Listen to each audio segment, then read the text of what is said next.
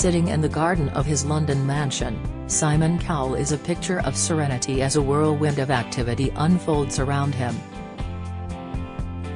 Son Eric is running about in an Arsenal shirt, fiancée Lauren is showing an estate agent about the house ahead of its impending sale, while 3 of his assistants are tapping away on laptops.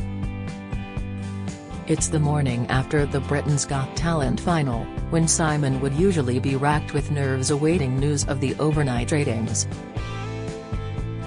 But as he quietly nurses a cup of tea and his beloved dogs play by his feet, his mind is a million miles away from the day job. In fact, what we see before us is a very different Simon altogether. It's a change he ascribes to discovering therapy for the first time, at the age of 63. Simon says, "When I see my friends, the first thing I talk about is how therapy has had this super positive effect on my life. I wish I had done this 10 or 20 years ago. It's like a weight has lifted off my shoulders." Simon is so passionate about his new weekly therapy sessions, he immediately agreed to be the first guest on our sister paper the Daily Mirror's Men in Mind podcast.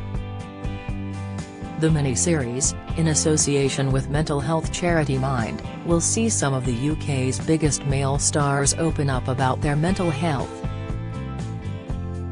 Mind's research found that 1/4 of men said feeling embarrassed was the main reason stopping them from seeking help. Simon Cowell believed his depression was just his character trait, with 1 in 8 men affected by mental health problems in any given year. The podcast's aim is simple: to encourage more to open up. It's a cause close to Simon's heart. He wishes he had not left it so late in life to talk about his own feelings. The star says, "If you'd said to me, Simon, we're going to be sitting down in your garden, talking about mental health, I'd be going, have I lost my mind or something? I'm not a doctor. I'm not an expert. But in my own way I've started to understand it more and done things myself for my mental health in a positive way. Now I am happy to talk about it to encourage others." To understand why Simon reached out to a therapist, you need only rewind the clock back a few years to the beginning of the COVID pandemic. He says, "I've suffered from depression over the years, but I just thought, well, that's my character trait. I get down. And then I suppose COVID was the real catalyst." Like many people during the pandemic, Simon's mental health deteriorated. He describes being in a constant state of anxiety. Don't miss. Simon Cowell unaware of Schofield's scandal due to behind-scenes struggles. Latest, Simon Cowell seeing therapist after becoming petrified to leave his house. Reveal, Simon Cowell imposed email ban on BGT ratings after seeing therapist. Insight, in the very early stages, some friends of mine got really ill, and I'm talking really ill, he says. So, I thought, God, if I catch this, maybe the same thing is going to happen to me, Eric and Lauren. Watching the news only made things worse, and he consulted endless doctors to try to work out how best to protect his family. "I didn't know what was true or not, I just didn't have a clue other than I was petrified about catching it. Just petrified." Simon, Lauren and Eric stayed in Los Angeles for most of the year, and Simon didn't see anybody bar the occasional visitor who had to be tested for COVID before they were allowed to see him. He recalls, "I'm just basically in my house, not going out and wearing masks all the time. I'm not exaggerating, I probably was tested about 1,000 times." To make matters worse, Simon was agonizing over Britain's Got Talent and whether to go ahead with filming in the UK. The emergence of a new, more infectious variant saw him finally pull the plug. I felt a lot of responsibility at that point, he says. I just didn't know what was the correct thing to do other than don't chance it, don't risk it. In the end, Simon did catch COVID, but thankfully suffered no ill effects. But as the world slowly returned to normal, he knew he couldn't go on like that anymore. So he started reading up about ways to improve his mental health. He explains, as things started to calm down a bit, it was almost like, now I've got to go from there back into the real world. How do I feel about that? So, I started to read up about stuff, teach myself. Then, fortunately, I met some friends who had benefited from therapy. And that's when I thought, you know what?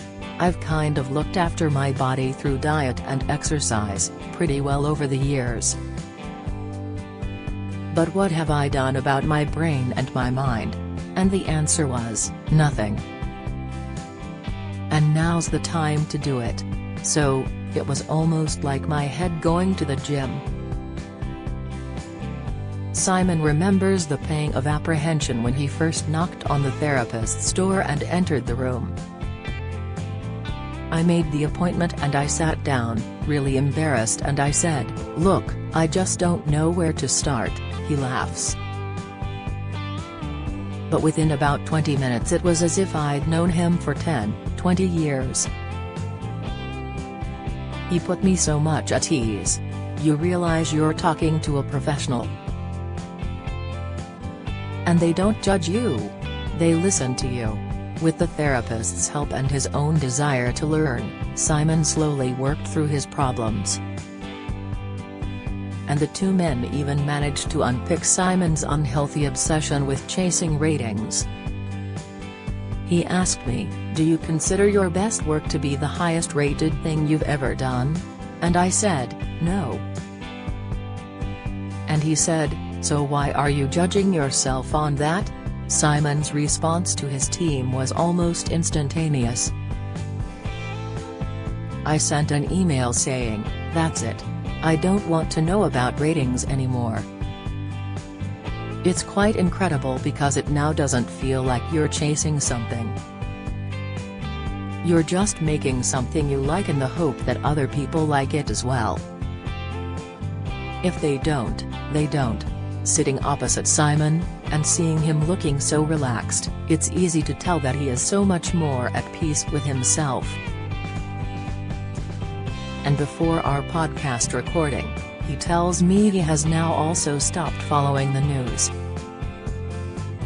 He has also ditched his phone altogether, so even the Philip Schofield scandal blissfully passed him by.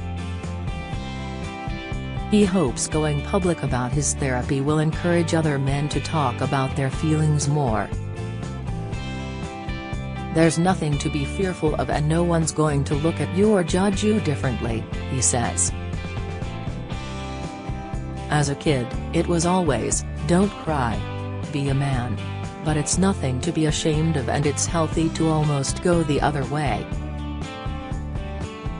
We're not all made of steel and there's going to be times in our lives where we just need somebody to talk to. As for those BGT ratings, don't tell Simon, but 6 million viewers wasn't too shabby after all. Tom Bryant's Men in Mind is out now. Find it on Apple Podcasts, or go to podfollow.com/Men in Mind. For further support and advice around mental health, see Mind. org.uk https://playlist.megaphone.fm/p=p equals rpsla to 927016611 mirror.co.uk/3m/celebrity news/Simon Cowell reveals mental health 308259141